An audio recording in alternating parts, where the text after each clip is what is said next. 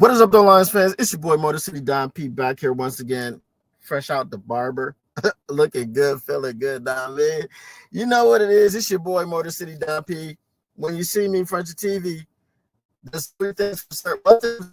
Three things are for sure. Number one, the Motor City Cats are indeed back at it. Number two, we came to give you stats, not none of that static. And number three, we came to make sure you keep your Lions news pragmatic, and we are coming to you live from Tesla Studios. You already know what it is. Look, it's time to have that conversation. It is a conversation that has been permeating. It is a conversation that has been floating throughout the Lion sphere, throughout the fan base. It's polarizing. It's suffocating. Families have been torn apart. Battle lines have been drawn. There are slappies. There are people that will not hear anything negative about this man. There are detractors who will not hear anything positive about this man. And then there are people like me who are in the middle, who are looking at this thing objectively from both ends. So we're going to go ahead and get into it. This is the Goff conversation. I'm going to try not to make this too long, but there are some things that we have to talk about. There's some things that we have to discuss. Number one, Goff has limitations. Jared Goff has limitations. Number two, Jared Goff can be a top 3 quarterback. Okay?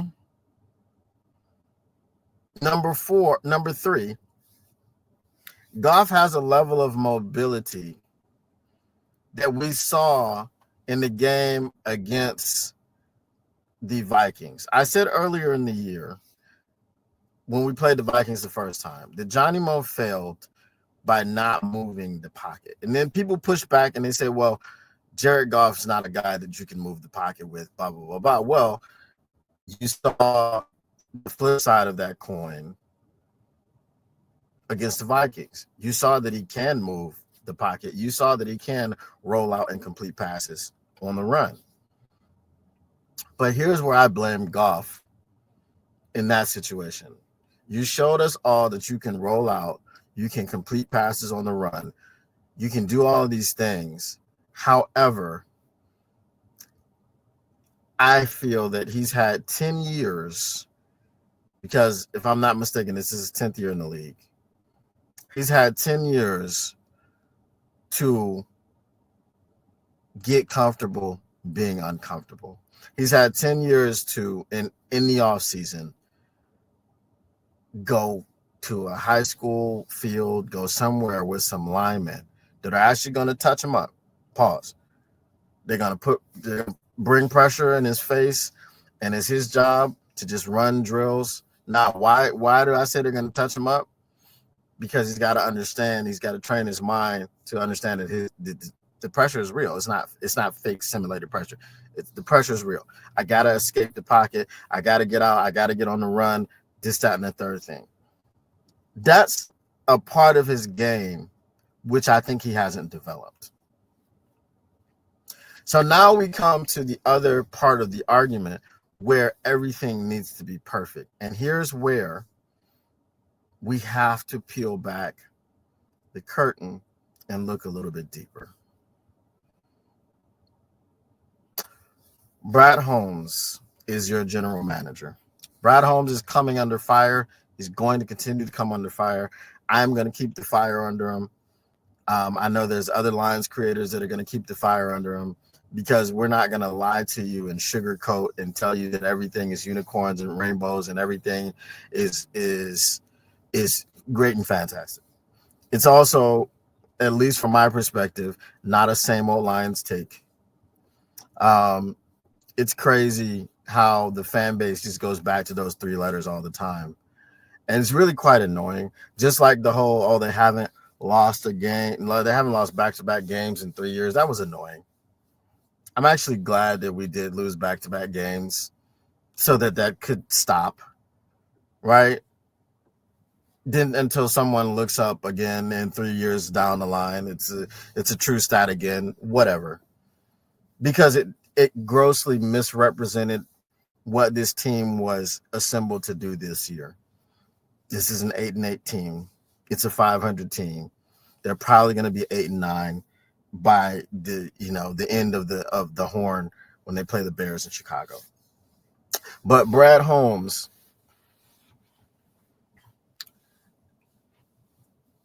hasn't done enough to make things perfect around Jared Goff. That's why there are people saying, "Oh, we need a mobile quarterback. We can't do anything with Goff. We could da." That's not true. You can get to the Super Bowl with Jared Goff. I don't know that you can win a Super Bowl with Jared Goff because Jared Goff's never won a Super Bowl. But Jared Goff's been to the Super Bowl, which is more than the vast majority of the quarterbacks in the NFL, if we're being honest. Somebody told me the other day that they'd rather have Kyler Murray or Tua, and you sound ridiculous. Kyler Murray is cheeks. Tua is ass, and he's also one good hit away from being a vegetable.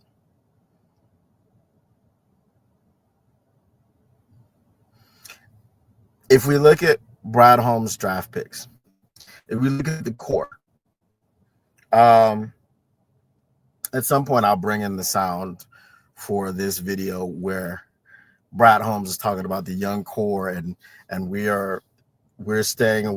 done what we could to stay away from windows. And I don't have a problem with that because we love our young core. And I don't have a problem with that. But here's where I have a problem. Your young core. Now listen to this list of people. And I'm going to put two people at the top of the list, not because that's just how they went in the draft, but this is just the two people that you need to pay attention to. Penei Sewell, Aiden Hutchinson, Jameson Williams. Now, if I'm doing it in draft order, I'm going to go Penei Sewell, Amon-Ra St. Brown, Aiden Hutchinson, J-Mo, Sam Laporta, or Jahmyr Gibbs, Jack Campbell, Sam Laporta, Brian Branch. And then Kirby Joseph, I forgot where he was in the order. Okay. But this is our young core. If you want to throw Aleem McNeil in there, because I'm not pleased with Aleem McNeil, to be quite honest with you. Aleem has been up and down. He's been good. He's developed to someone good. Is he a top-end defensive tackle in this game? No. He's not a top-end defensive tackle in the league. You're not going to say he's top 10. This year, you'd struggle to say he was top 20. I understand he's coming back from a knee injury. But when is he not coming back from a knee injury? As I said, he's one more injury away, and hopefully he doesn't get it. He's one more injury away and a long extended absence away from being in the Marcus Davenport conversation. Not particularly Marcus Davenport, but at least in the injury-prone conversation. And that'll be just another knock on Brad Holmes always drafting and signing injured players. Okay? So I've gotten to who your young core is. Notice in my initial mention of young core, I mentioned two linemen. I mentioned one offensive lineman, which is Penei Sewell. I mentioned one defensive lineman, which is Aiden Hutchinson. Because we're talking about Goff and him needing everything to be perfect, let's first talk about the offensive line. Brad Holmes came to Detroit and drafted Penei Sewell. Number 7 overall, I believe. And we're like, oh, he's going to the trenches. What has he done since Penei Sewell? Let's look at it. And in no particular order. He drafted Colby Sorsdahl, who's the bane of my existence. He drafted him in the fifth round over Puka Nacua, which is why we then felt the need to go and give up 3 third-round picks to draft Isaac Tesla, because you just didn't want to miss out on another Puka Nacua. Colby Sorsdahl is Cheeks. He's always been Cheeks. He spent the entire season on injured reserve, and he probably won't be back. Okay, Christian Mahogany was drafted in the 6th round. Miles Frazier was drafted in the 5th round. Tate Ratledge was drafted in the 2nd round.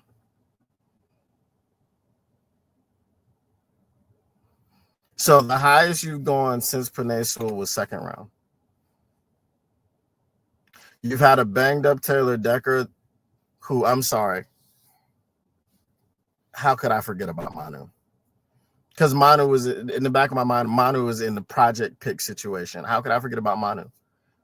So you've drafted, after Penei Sewell, the number 7 overall pick, Tate Ratledge. That's your highest drafted offensive lineman. Yet we're talking about keeping things perfect for Jared Goff. The first part of perfection for Jared Goff is not Amon-Ra St. Brown. It's not Jameson Williams. It's not Sam Laporta. It's not Jahmyr Gibbs. It's not David Montgomery. It's an offensive line. You got here, you have Frank Ragnow and Taylor Decker, who were holdovers from the Quintricia era. They were holdovers from there. So you added Penei Sewell, and then it was like, oh, we have a dominant offensive line. Kevin Zeitler was part of what that dominant offensive line was last year. You let him out the building because you wanted to be cheap. What has your Lord and Savior Brad Holmes done for the offensive line? What has he done for the offensive line? If we're talking about protecting your quarterback, what resources has he really expended into the offensive line? Broderick Martin, we wasted a 3rd-round pick. And right after Broderick Martin, we wasted another 3rd-round pick on Hendon Hooker. Imagine if you would have spent 2 3rd-round picks on offensive linemen. Maybe, right? Maybe. Isaac Tesla, as I told you, 3 3rd-round picks. Imagine if one of those 3rd-round picks was an offensive lineman. Maybe. I don't know.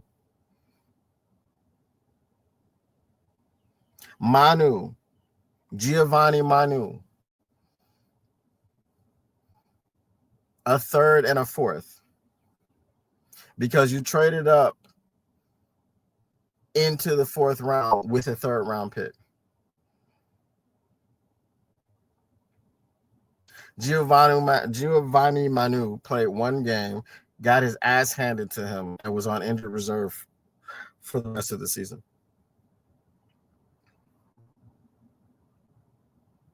That's who you're drafting to make things perfect and keep your quarterback, who needs to be protected. We know that Jared Goff has limitations, as I said. He doesn't deal well with pressure up the middle. As I said, 10 years of not addressing that's his fault. He should have done the drills necessary to put himself in a position where he's not comfortable not getting pressure in his face. But your general manager, whose job it is to put a team together, has essentially done nothing on the offensive line. Now, I know Christian Mahogany is supposed to be a diamond in the rough. Miles Frazier is supposed to be a diamond in the rough. Like, we weren't supposed to be able to draft these guys in the rounds that we were able to draft them in. Miles Frazier, we don't know why he fell that far. Christian Mahogany fell that far because I think one leg is a little bit shorter than the other. Christian Mahogany looked like a beast, though, when he was a rookie playing next to Frank Ragnow. What did he look like this year playing next to Graham Glasgow?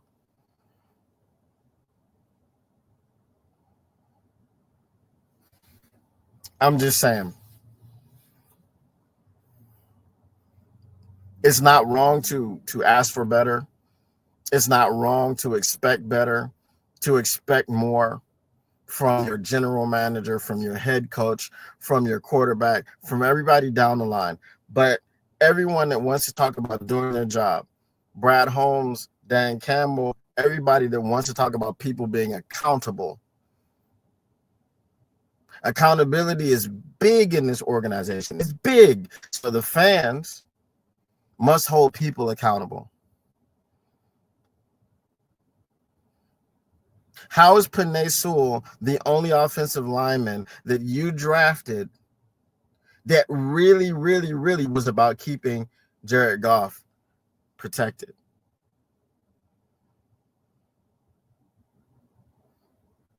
Because you didn't expend any more resources high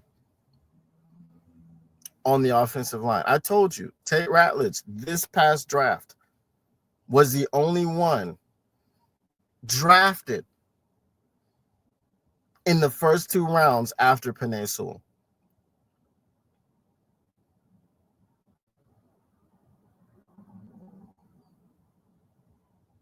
We took Tyleik Williams in the first round this year. Why? Dude, Frank Ragnow was gone. I'm sorry. The players knew in the locker room. Taylor Decker, if you didn't want to talk to Frank Ragnow by himself, if you didn't want to call him and pester him and think about his situation, pull up on Taylor Decker. Taylor Decker is his best friend on the team. Brad Holmes has failed on the offensive line, guys. He's also failed on the defensive line. And obviously, we'll talk about that later because this is about the Goff conversation. Let me know in the comments below, do you believe in Brad Holmes' ability, after everything he's shown you, to draft the offensive line and fix it? Do you believe in his ability to bring in free agents? Because, again, he brought in Kevin Zeitler. Dan Skipper is a guy who's been cut from 14, 15 different teams. No, or 14, 15 different times in his career. That's that vet squad bull crap. We trust in our guys. Y'all have to wake up, man. Dan Campbell and Brad Holmes, y'all really have to wake up. I understand loyalty. I understand all the grit and all that. But y'all, look, man, this ain't, and I've said this before. The exclusivity, the club mentality, the clique mentality needs to be removed from Detroit. Go sign someone, dog, because you haven't drafted anybody but Penei Sewell. Tate Ratledge might be all right. Christian Mahogany might be all right. Miles Frazier might be all right. But what is the reason that you're not expending the highest picks to keep your quarterback upright, to make things perfect for him?